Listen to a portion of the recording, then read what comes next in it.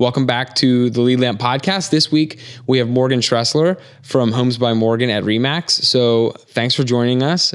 I know we have a lot that we've been working on together, but I know there's probably a lot of people in the community that see you around, but let's get a little bit of a history on you in the area and to kind of jump into what you do. Yeah. So I was born and raised here. So I graduated high school. In my senior year of high school, I got an internship in the real estate world. I also interned with the state representative and a law firm because I thought I was going to be an attorney. That was my goal. And so then from there, from my internship, I graduated high school early from our block scheduling and got my real estate license prior to graduating high school. So I got my license before I graduated high school. You said you were 18 when you got your license. That's pretty... Yeah. I turned 18 in January and passed my exam in April. Nice. Yeah.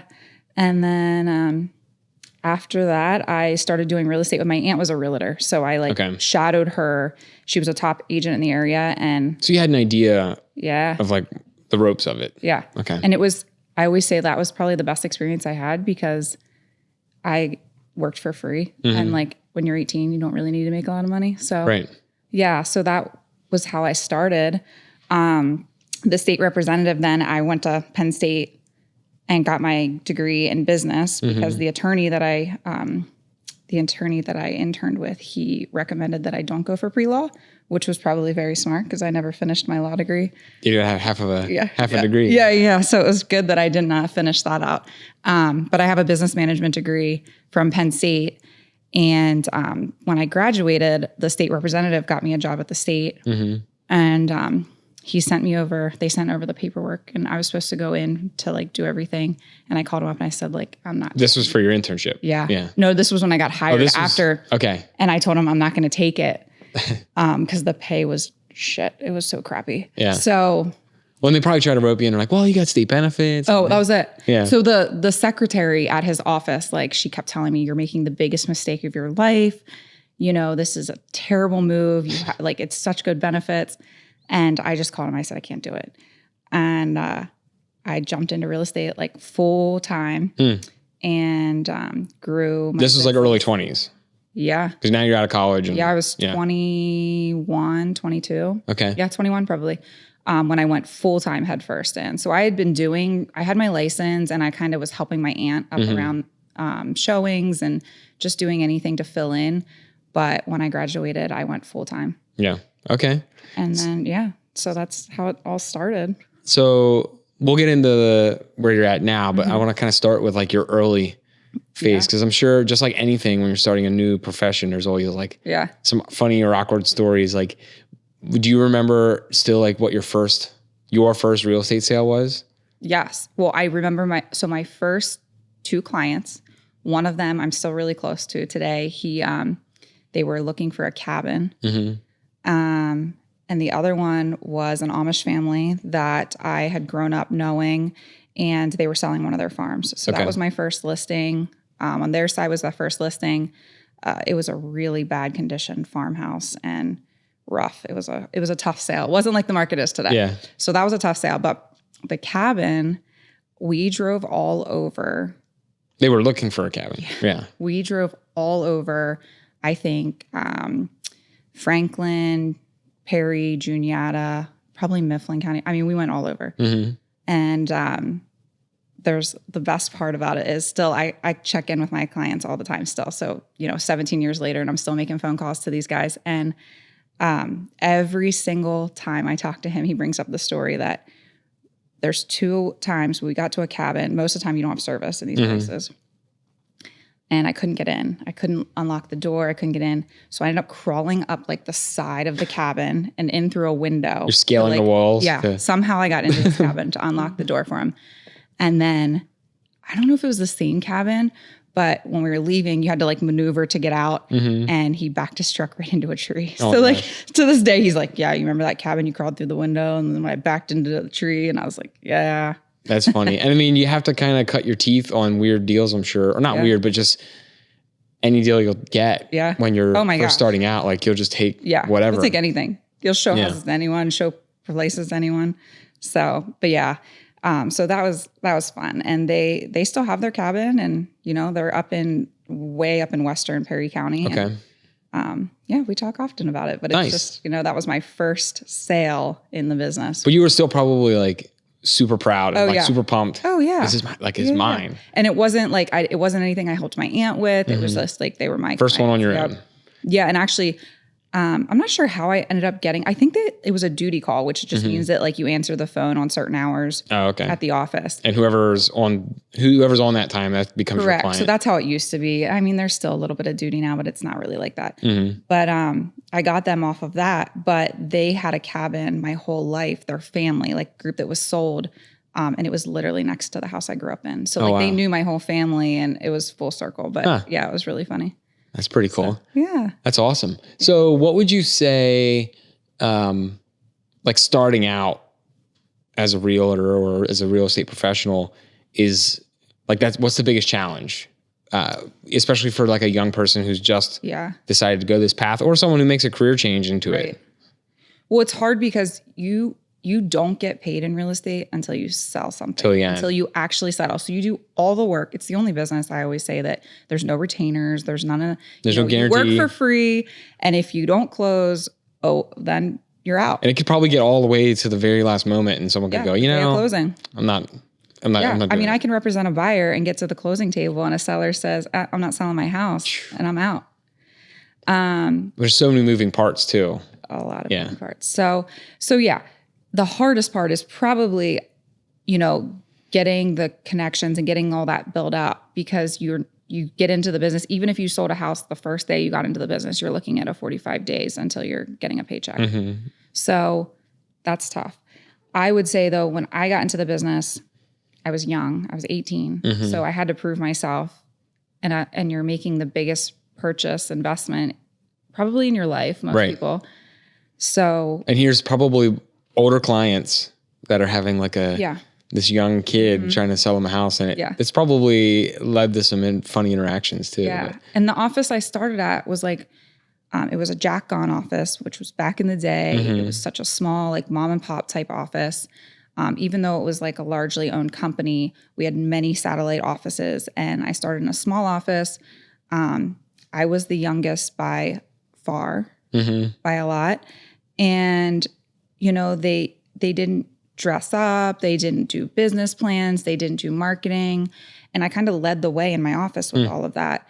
And they'd always say like, you don't have to dress that nice. You don't have to wear heels. You don't have to do those things. They're like, why are you doing this? And I mean, I'm wearing jeans today, but like I never wore jeans for probably 12 years of real estate. Well, it's also changed quite a bit. Since, COVID's changed a lot of things. But my team, when I had a team, they all had to wear, dress pants. And I led it by that because I had to prove myself. And, if I showed up looking sloppy, I was already too young. So then I look sloppy. I'm out. Check on right. So I did that and I did a business plan and then I had time. So I was 18. I had a lot of time. I didn't have a lot of money, but I had a lot of time. So I got involved. I got involved in a lot of boards, the Chamber of Commerce. Later, I got involved in the Economic Development Authority. I helped found the Western Young Professionals Board. So all of those things that really got me connected, I say that I was in front of people all the time. Right.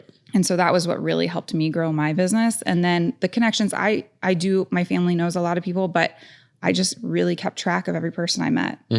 So I built that up. So you have to build a network. It's not a job for... you're an introvert. No, it's a relationship business. That's all it is. It's a total relationships. You build those relationships and I'm not selling anything. We're building trust. Right. That's really... You're selling you. Correct. Not really the property. If you don't trust me, then we're not going anywhere with this. It doesn't matter what the property is. You're never going to move on that. Yeah. I mean, it's a huge purchase. And so I'm sorry to switch on there, but you were getting out at, like you started in when the housing market was kind of... Oh, yeah. Taking a big slide, too. I got my license in 2007, and they said, if you make it through this, you'll be fine. Well, and you probably were getting your license right when, like, the early kind of, not whistleblowers, but people were starting to see this coming on the horizon, and they're like, why are you getting into this, right now? Yeah, and then all through that, I mean, those years were tough. Like, the years after that. It was like 08 through 10 was... Yeah, it was insane. So I actually... The other thing that I did was I started doing property management. Okay. No, the agents, like I said, I was much younger than most of the agents in the office. Most of them were probably my grandparents' age, and they wanted nothing to do with property management. It's grueling, and it's a lot of work. Yeah. So I started my business building property management up, and it got my signs out. So like if I had a house for rent, I put my sign in front of it. It was the same real estate sign. It just said for rent. Right. And so everyone saw that. And then it just grew insane. It grew in months over time. I went from my first property was a property that the people lived in Florida. It was her parents' home, I think. She inherited it, and it was a 2-unit. And they lived in Florida for the winter and up here in Mechanicsburg in the summer. So I took that property and I rented it, my sign up, and it just went. I think I had like 50 properties within a year. It was insane. Some of them I just rented. Some of them were management. A lot of the Amish community, which my family was close to, I come from a farm family on both sides. So they had a lot of relationships with those. They did not want to own the property and manage it. They didn't feel comfortable doing that. They want to rent them. Correct. Until they're ready to use it. And if they have if they own their farm and the property next door comes up for sale, they all buy them. Oh yeah. So their kids are young, they buy the property, they want somebody to manage it for a few years. That's how it is. I'm out on like the south end of Newville, and there's like, we're sprinkled in like in between a bunch of Mennonite and Amish, and the same deal, like immediately. Some of them don't even list. They just sell. Yep. So that's what happened. And they would buy them and they'd say like, help us. Then I would rent it until one of their kids got old enough to They just sit on it till they have So I was managing like 60 some properties for several years. And then the Jack Gone Caldwell Banker merge happened, and Caldwell Banker didn't really love the property management scheme, like the whole, like the way it was set up. So they brought in a third party. It didn't go well. And kind of got pushed out. Yeah. And then I ended up making a switch in brokerage and went to Remax. And Remax is back to that Jack Gone feel that I had. So I went to Remax because my office is owned. It's a franchise. So it's a father and son owned company. And it's like that family atmosphere that I felt we had at Jack Gone, even though Jack Gone was a huge company. It was very family. It was small. They're all big. Yeah. And the family that I worked for, you know, the parents were both realtors. The son was the office manager. Like it was very small. So that's kind of what I moved to now at Remax, and brought a lot of my property management with me because we have an in-house property manager. I just don't personally do that anymore. You bring them the work. And they handle it. So Brent over at our property management, he is awesome, and he has a whole crew over there that they handle it all. Yeah. So you guys get them in, like they see your sign, but then you just hand it off. I still get calls I would say probably, I refer Brent probably a handful of management properties a year that people still call me saying like, are you still doing property management? I'm like, I'm not, but I got you. I got a guy. Yeah. Yeah. So like when you see a Remax sign or whatever, they're all individually franchised for the most part. Yeah. Individually franchised local offices. Yep. And like Remax lets, or a lot of them probably let them put their own feel into it, like their own personality into each of their own local offices. Yeah. I mean, within reason, probably. Let's be real. Like every realtor's their own person, and you're branding yourself. So I can tell you that probably 90% of my repeat business, my clients are repeat business, and they don't care if I'm at Remax or, you know, any of the other brands. Do you work as yourself? So I have my broker's license. Okay. I do have a broker's license, but I'm an associate broker under my broker. Gotcha. Okay. So I don't actually practice on my own. Actually, when I started my broker's license courses, it was all because I thought I was going to open a property management company. Gotcha. Yeah. So that's, I started that, and then I have my broker's license, but not planning on opening a company anytime soon. No. No, but at Remax, you know, when you're in a corporate setting from somewhere, some of the other companies, you have to go through the management levels. When something happens, when a client needs something, you know, you go through that, and they're not always available in the evenings and the weekends, and real estate is evenings and weekends. Yeah. And when I call my broker, if I pulled my cell phone out right now and called my broker, he'd answer his phone. And if he doesn't, he's going to text me and say, I'll call you in 5. Like there's no way he's not calling me. And I get the answer I need and it handled right then and there. So I'm not waiting for corporate to respond. Right. if we want to do something like you said earlier, I love community events and I love doing stuff in the community. Our office is big about community, and we're not going through levels to approval to do this. And if we come up with something we want to do, we do it. Yesterday, we just had our meeting and released. We're doing a pumpkin carving contest. I could have never done that at one of the other companies because you would have had to go through all of the approval. Their marketing department would have to approve something. They'd have to approve everything before it could be posted. I mean, it's such a small, and Remax always says it's a family, and it really is. It's the Remax First Advantage family because it's just a small. Cool that such a big company. Not a lot of people will say that, but then it's cool that a big company like Remax, I think of them as massive company. They still allow you guys to put your own thumbprint on. Yeah, my broker's in his 90s, and he still shows up for work. Yeah. He loves it. He's amazing. He recruited me for years and years, and I always said, no. And one day I said, all right, let's talk. So, I mean, he's why I'm there. He's amazing. Gene's been there forever, and he runs it. And, his son, Tim, also is part owner. And then they have their whole family working there now.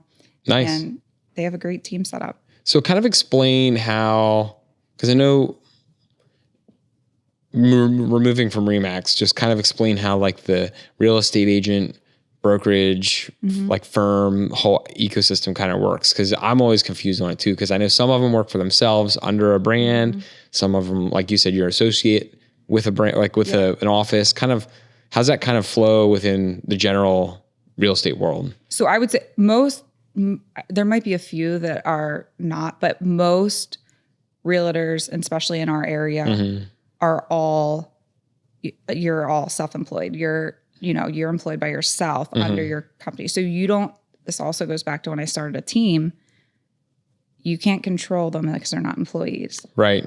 So they do as much work as it's all like, they're all technically like subcontractors. Correct. That's all you are. So, but every brokerage has a different way of how they handle things. So I know some of these teams now too, like they're guaranteeing a salary to those people. And I don't know if they have that structured as an employee or how they structure that. But Remax, the big slogan for Remax is our agents sell more real estate than any other agent per capital. But that's because you pay money and then you get most of your commission every month. So for you to do that, you have to be selling and you have to be making money to pay for an office and pay for your space at the office.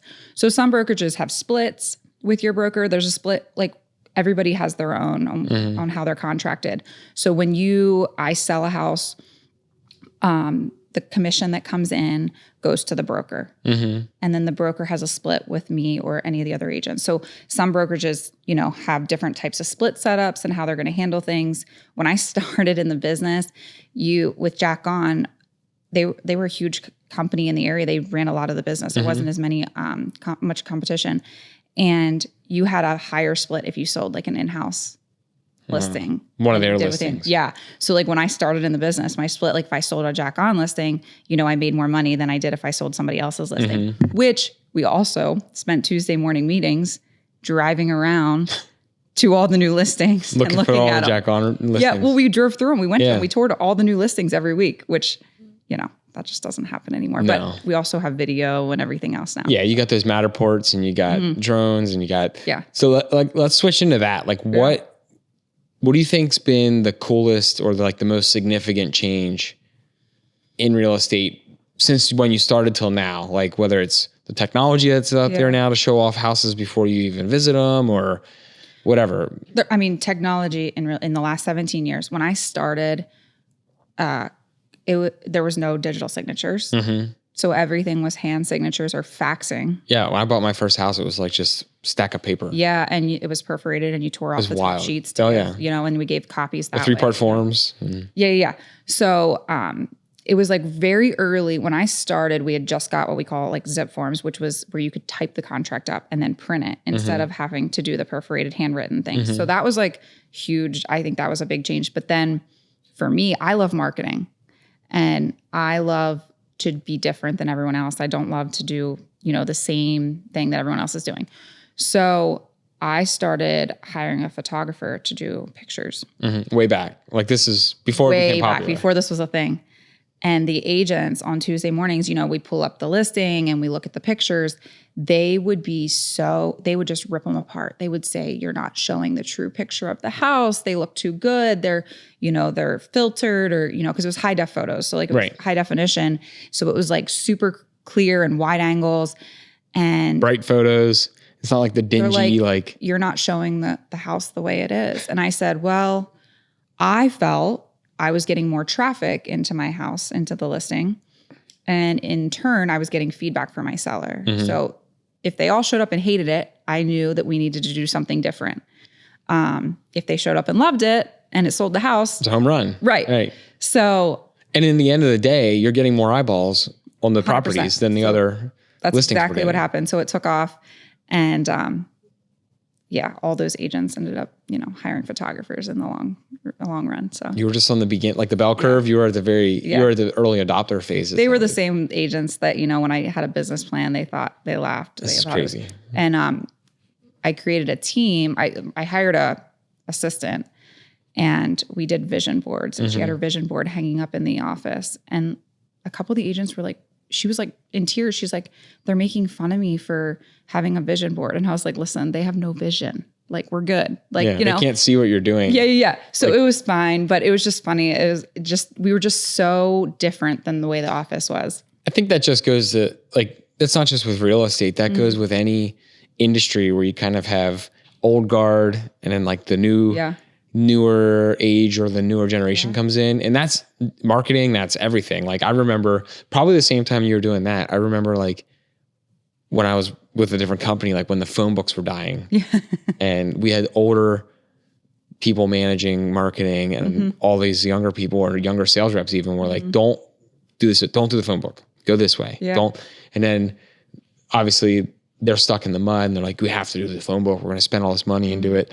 But then it was funny, like a year or two later, now the phone book companies are selling digital and they made that switch. But probably the same time you were going through that, like the marketing world changed like that. Same print to digital switch. We had that with newspaper ads. Oh yeah. Because those that was a huge section in the paper ads every week. And it was like a big thing. It was a big chunk of the paper too. And now it's like, you don't see any listings or like, they're just like the free small little one. Yeah. The 1-inch ad. Yep. It's just, it has drastically changed. I mean, marketing overall, even from like, I was doing postcard mailing, which, they did a lot of newspaper ads and I was doing direct to, and today now you can like target, you can do digital ads. Like I always tell my clients, I'm like, listen, I can like, if somebody's looking for a house in CV school district, your house is going to show up. Because I can target them.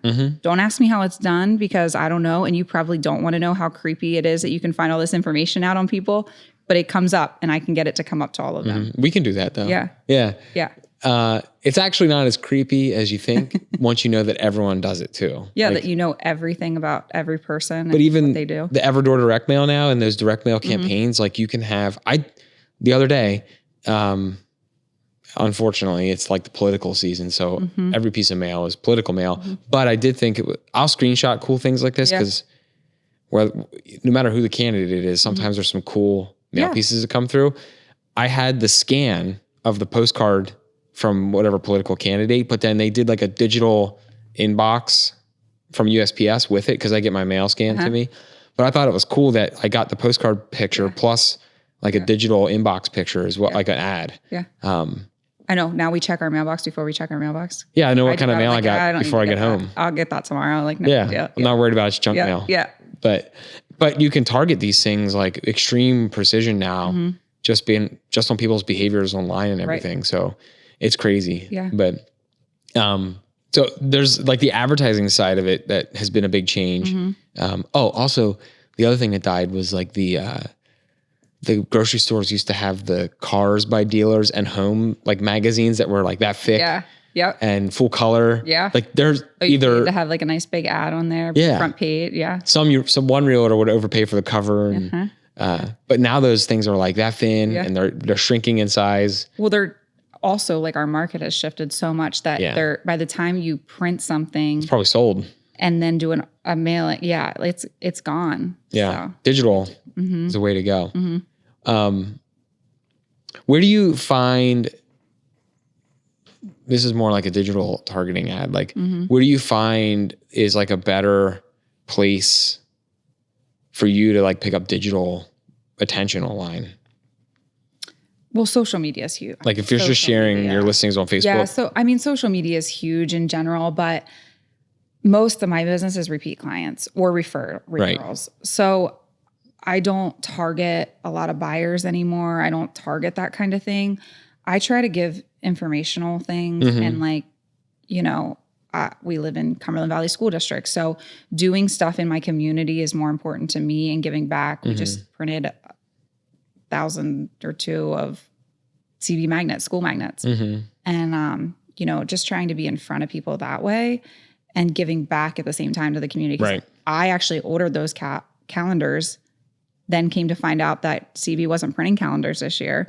So they went off like crazy and I had to do a second order. Yeah. That's a good problem. Yeah. It was good. But I do like a lot of social media, a lot of targeting stuff. So more, you know, you can now take, it's not the general, like your house, I wouldn't list and do the same thing that maybe I do for a house down the road. Right. Because I can target more of the people that are looking for your style of home. I can choose if it's, you know, targeting more towards somebody for the school district that's looking, if they want land, you know, it just depends what it is. If you're looking for an older demo, because it's an older ranch and it's a single level house, you can make your audience that way and just push that out. There's a lot of restrictions because of discrimination on housing. So it's kind of, is it like the employment ads too? Yeah. It's the same. Like we have to really be careful with a lot of discrimination. So you can't get into anything that would be discriminating, but you can totally target people that are searching for certain things. So if you're searching for in-law quarters or if you're searching for a school district. You can do like intent.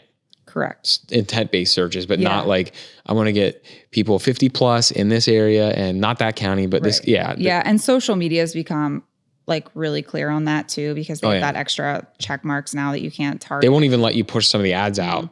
Oh yeah. Mine get flagged. Ours are flagged all the time, like flagged down, and then you have to like go through the approval process. And like, okay, it's good.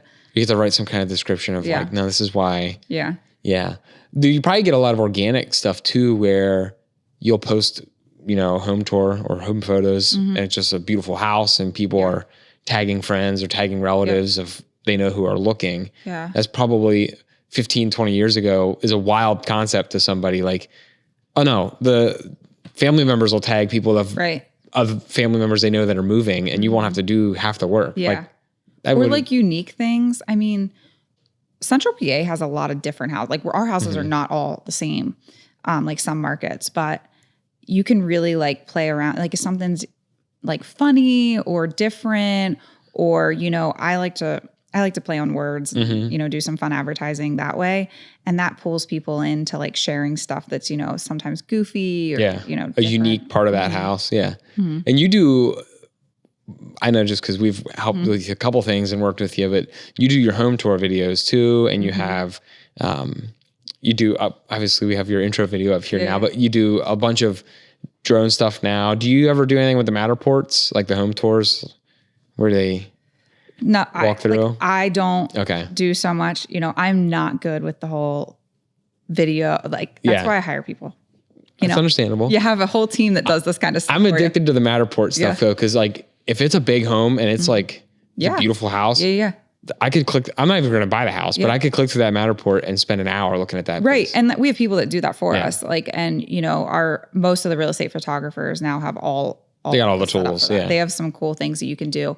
And it's just a matter. The big thing is, you have all of these things. You have the whole toolbox, but it's marketing it and getting it out there. Because if it's not seen, it doesn't matter. Well, so you got to push it out. Yeah. And I'm sure, not saying anything negative about certain individual properties, but I'm sure there's some properties that like you're like, oh, well, we're not going to use that. Yeah. We'll just stick to these couple things. Yeah. And you just have to play it by ear depending on the type of listing. Right. And it all comes back to like targeting the audience of the house. So, you know, sometimes the house may be a beautiful home in a not so great location. And so you target people that want that home. The problem is when you have a seller that thinks that a beautiful home in a crappy location is the same price as a beautiful home in a great location. Right. Their comps are not what you do for your comps. So that's more the challenge with that, but there's always buyers. You just got to be at the right target for them. Okay. Yeah. Awesome. So let's go into what you're doing now. You kind of have your own brand within the Remax world, which you're in. So kind of explain like the advantage of that and why you created Homes by Morgan and what that does for you versus just being a Remax associate or agent. Yeah. So I had the Morgan Tressler team. And I had 7 or 8 agents working for me, and I had my full-time assistant, got her licensed. And I realized that I love being with the people and being out in the front line. I don't love managing people. And again, we're 1099 employees. So you cannot tell them to show up. And if they, I can have the same conversation every week. And if they don't do it, nobody's, gaining anything. Yeah. So I just don't like to waste my time. Right. And I decided that it was better off me being the person, because that's what I love doing. I love showing the houses. I love being, breaking bread over the dining room table and chatting with my clients. And I like to solve the problem that they have. So, and I just feel no one can do that as good as I can. So that's why I like to be there. And then I have people now, like I have, a marketing team and digital marketing and all of those people that love doing what they do. So like, you have what you're expert at and I have what I'm an expert at, and I can hire you to do the things that you're an expert at and not have to have a team doing all of those things that may not be great at it or love doing it. Yeah.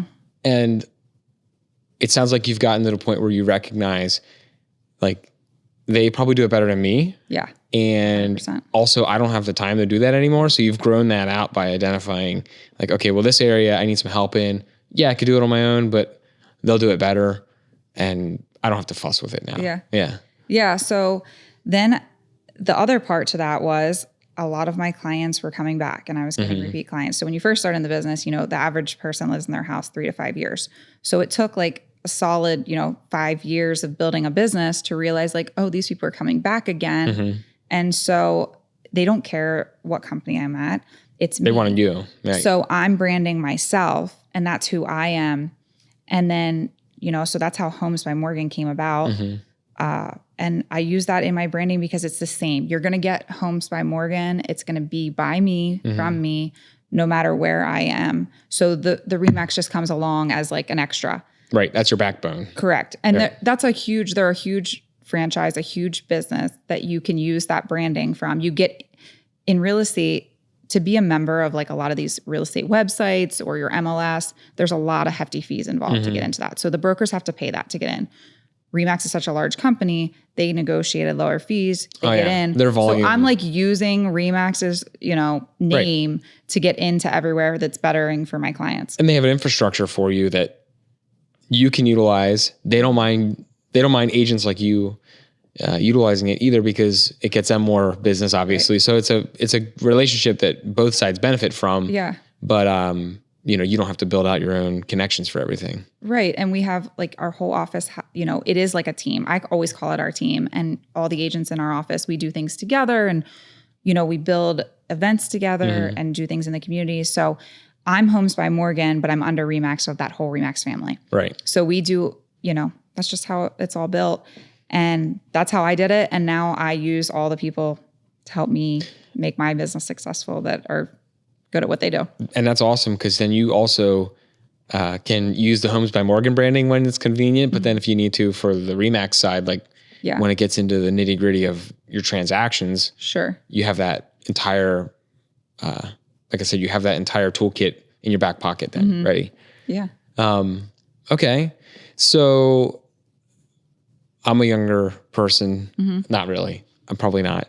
But compared to them, I am though. Or I'm older, I mean. But I'm a younger person hypothetically, and I want to start to get into that world. I'm thinking about it, whether I went to college and maybe it's not my thing, or maybe I'm established and I want to start doing real estate on my own. Obviously now they would become your competitor, but in the area. But there's a million real estate agents too. But what would you give as a tip or an advice or just an outlet to go to somebody who's interested in real estate? Maybe they don't know if they want to get their license or not, but just kind of wants to see what it's about. Well, I've helped so many agents get their license. I love... Of all ages and backgrounds? So the reason I started a team was because I have no secrets. Like you want to know how I do my business, I'll show you my business. Right. Because nobody's going to do exactly the same as what I do because everybody's different. And the real estate gives you that freedom to do that. So I have trained a lot of agents. I have left them shadow me.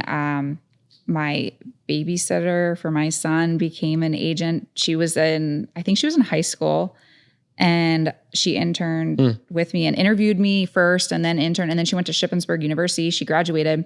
She wanted to get her license, got her license right away. She's so much a go-getter. She reminds me of myself when I was 18 because she got her license. I think she graduated in June. And so this is recent. Like not this year, but a couple years ago, she graduated in June and got her license in like July. Oh, wow. She was like so on it. And she came and like I left her shadow with me. We did stuff together.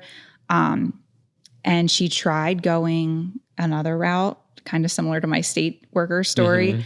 I think it was actually a state position, and she hated it and came back. And she works at our office now in property management. Okay.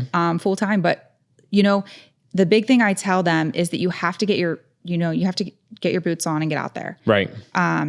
Build the relationships and follow up with all those people and just stay connected, get involved in your community. When you're young and you don't have a family and you don't have all of the things that you have to take care of, finances are a lot, you don't have a little bit more free. Right. Yeah. You can spend all this time getting involved and there's so many more networking opportunities today. So there wasn't that when I started. There was, the chamber was just like, that was just about it. There wasn't a lot of networking opportunities. So I always tell them to just get involved, get out there, and then have a seasoned agent that you can like work with. Right. There's so many agents that have been in the business for years that would love to have an take someone agent under their that wing just wants to like, learn from them. And in turn, like you can help them by doing some paperwork and doing things, but you learn so much. I can't say I learned more doing it with my aunt than, you can ever pay for. You can't pay for that training. Right. Right. So. And there's never, I shouldn't say never, because there is, there's usually an abundance of properties to be sold or, we went through a time period where nothing could sell and then everything was selling.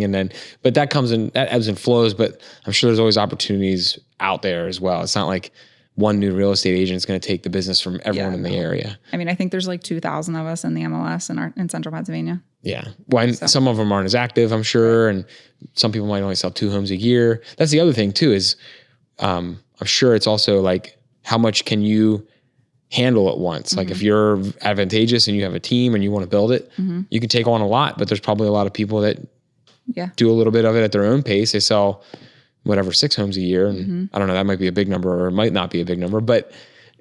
Well, 10% of the agents do 90% of the business. There. In MLS. So it's a very easy, low entry to barrier for you to get your real estate license. You could do a couple homes a year.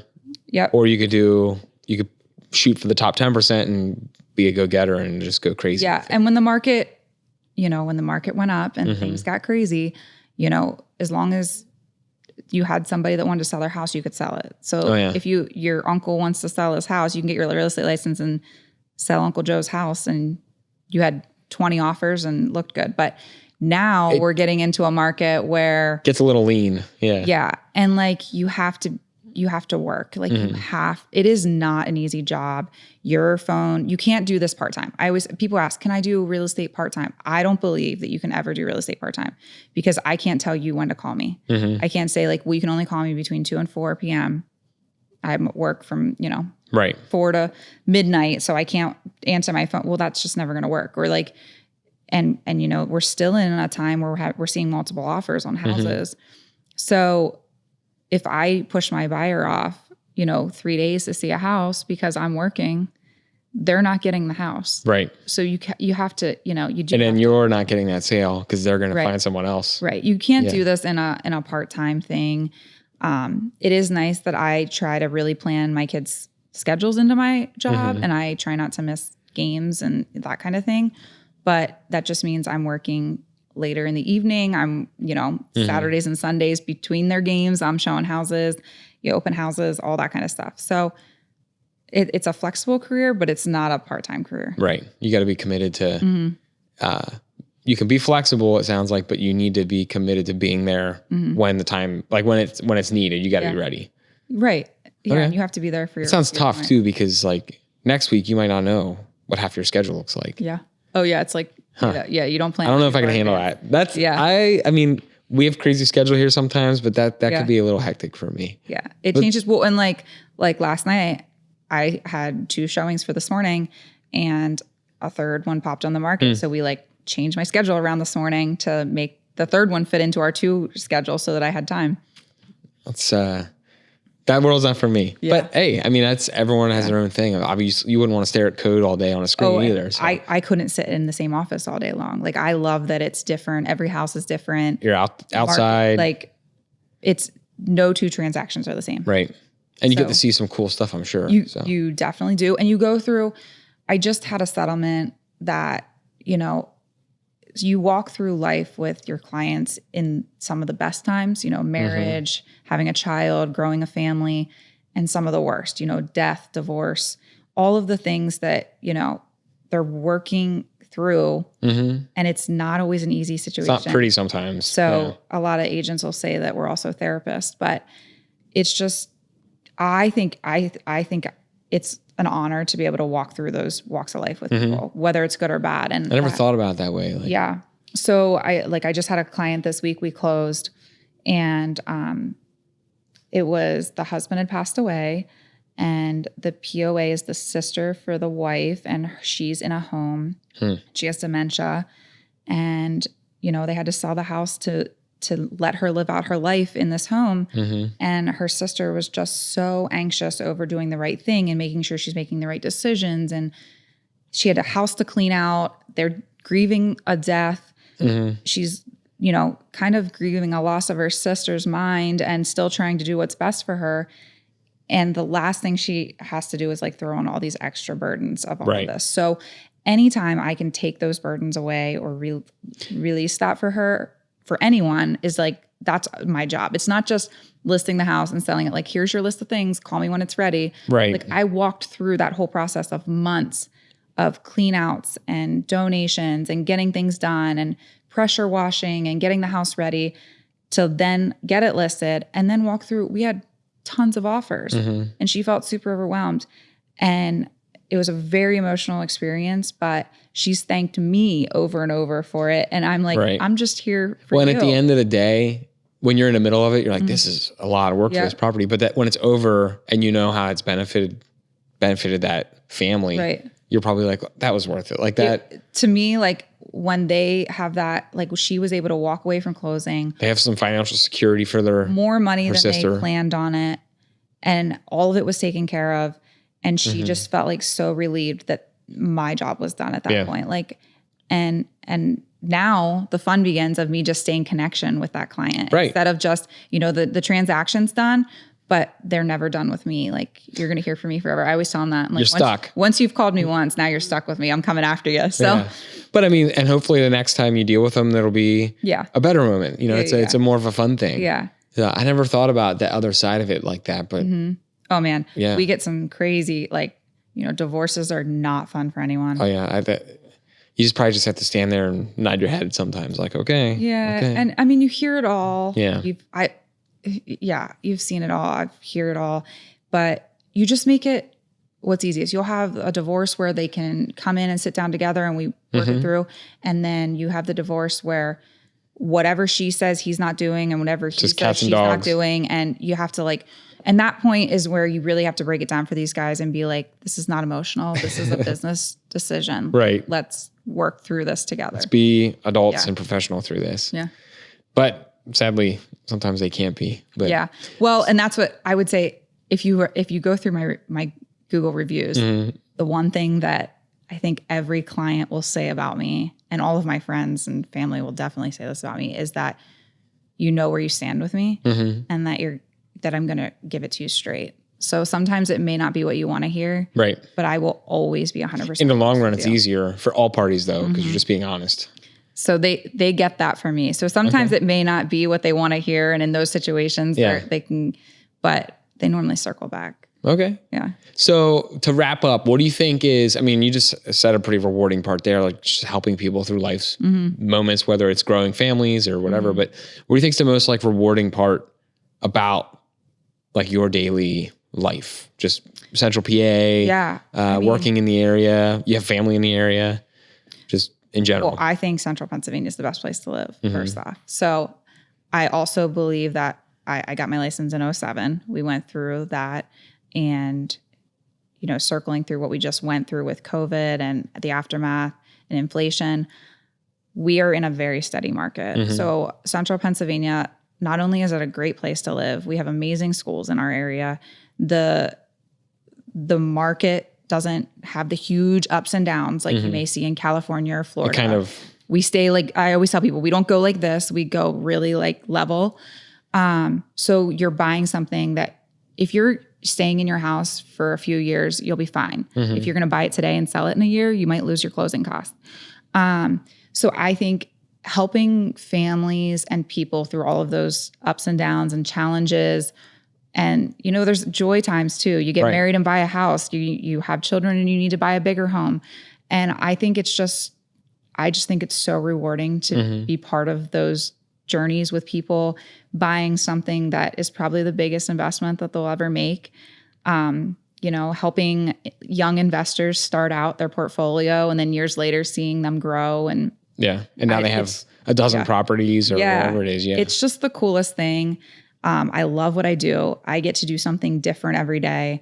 It's never boring and mundane at all. Like, you know, and I love a challenge. So, you know, I'm sure there's a few properties. I'm sure some of them are smooth sailing, but some you get, they're just like, oh boy. Yeah. And transactions aren't easy. And I think we're going to see that changing over the next few years, that as our inventory increases, things are going to level out and interest rates will come down a little. And it's not going to be just an easy cash buyer or, you know, 20% down loans. We're going to see some tough things. It's been already starting. So like we're seeing the tougher transactions. It takes work, it takes grit, and it takes overcoming those obstacles for these people. But those buyers are the most grateful ones of them all. When it's done. Yeah. They didn't think they could get a house, you know, after all these years of defeat for somebody not being able to get a home. And now like it takes jumping through little hoops and making things. Getting creative. Yep. So I think it's the best job that I can have. So, awesome. Yeah. Well, that's awesome. Thank you for coming on and kind of like giving us a glimpse into your world for a little bit. But also, you're going to be at our tailgate again, right? Are you coming to the next tailgate? All right. So we'll make sure we throw the event information in for the tailgate. Yeah, on October 4th. And I'll be there. I got cowbells and all kinds of things. Had a lot of cool swag at yours. You had those cups too. Well, that was from Con House. Yeah. Sarah had the cups at my table. The cowbells and the cups, I think, were pretty popular. Yeah. And pom-poms. And, you know, I'll have all kinds of good stuff then too. All right. Well, that's just another example of you being like in the community too. So awesome. Well, thanks for coming on and sharing a little bit about your world. And I learned a little bit. Actually, I learned a little bit about something I didn't know about real estate as well. So thanks. Well, thank you. Thanks for having me. Yeah.